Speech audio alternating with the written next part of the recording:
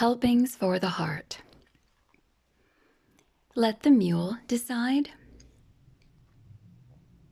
One day, while traveling by mule through the countryside of Spain, Ignatius of Loyola met a follower of Islam.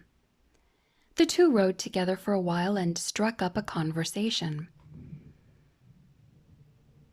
The Moor learned that Ignatius was on his way to the Church of Our Lady of Montserrat to do penance before the Virgin Mary. The Moor scoffed at the idea. Ignatius quickly rebuked this infidel for his disrespect. The two argued back and forth. Their exchanges grew more heated until the Moor spurred his mount and galloped on ahead. Ignatius was still furious. He was tempted to hurry after the Moor and kill him. The man had told him where he would leave the highway and follow a trail to a certain village. As Ignatius reached the fork in the road, he couldn't decide what to do.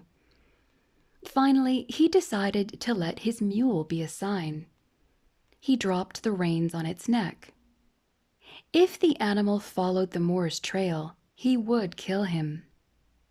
If it stayed on the road, he would let the man live. Fortunately, the mule kept to the easier highway. In his struggle to decide, Ignatius forgot about God's moral will. God has been very clear that killing is wrong. Jesus has been very clear that we must not hate our neighbor. But instead of sticking to God's clear moral will, Ignatius let his mule decide. It's dangerous to seek signs or to follow impressions that lead us to go against God's expressed will. It's dangerous to let the mule choose our path.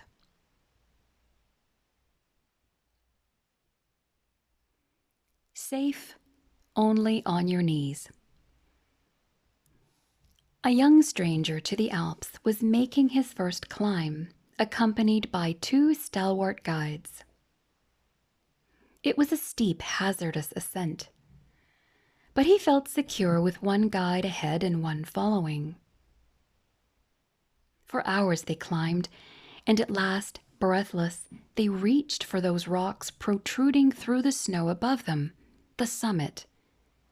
The guide ahead wished to let the stranger have the first glorious view of heaven and earth from the summit and moved aside to let him pass.